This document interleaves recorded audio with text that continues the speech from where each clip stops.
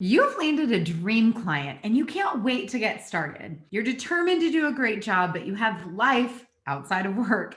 You have kids and a house and 101 things to do. You can't just ditch your responsibilities and work 24/7. So, how do you delight your client without burning yourself out?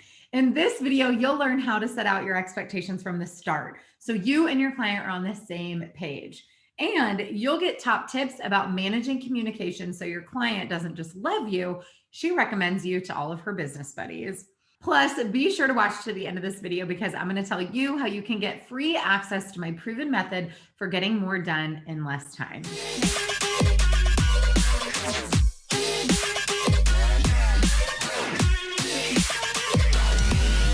Hey, I'm Lauren Golden here with a new episode of Free Mama TV showing moms like you how to start and run a successful freelancing business from home. Subscribe to my channel and hit that bell to be notified when I post a new episode of Free Mama TV right here each and every Tuesday. When it comes to client expectations, you have to hit the ground running. Be clear about your expectations up front, and I mean before they've even hired you. I know this isn't groundbreaking, but you'd be amazed at how many people don't do it. Let's say you're writing an email sequence for a client, and the client says she plans to start sending this sequence out on Tuesday of next week. Does that work for you?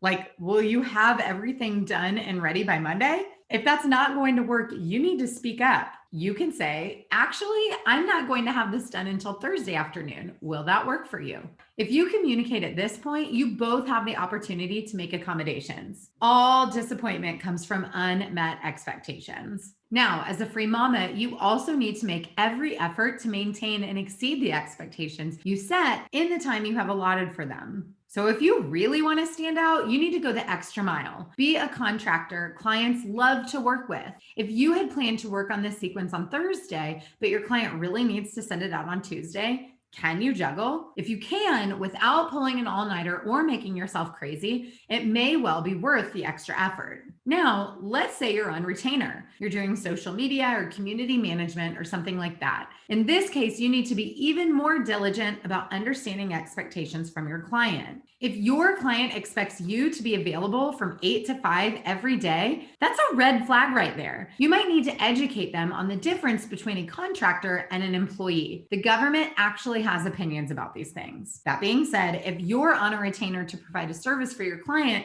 it's not unreasonable for them to expect emails to be answered within 24 hours, and it's up to you to deliver that. So be open from the start about your expectations. If you only work on Monday, Wednesday, Friday because your kids are home with you on Tuesdays and Thursdays, let them know that in writing from the beginning so they don't hound you on Tuesday afternoons wondering why you're not responding to their emails.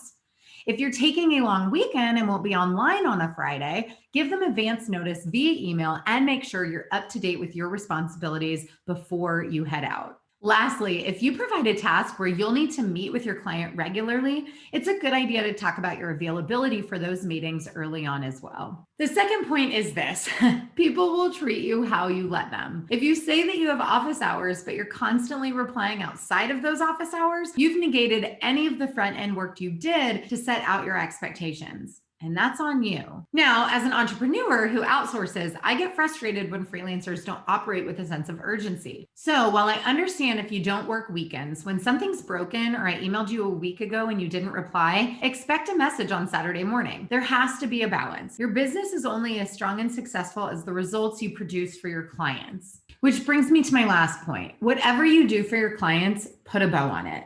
What does that mean? It means you don't just want to meet your clients' expectations, you want to exceed them. How can you go the extra mile? The biggest distinction between an okay contractor and the one you'd hire again is the work they do upfront to set expectations and the way they maintain the relationship.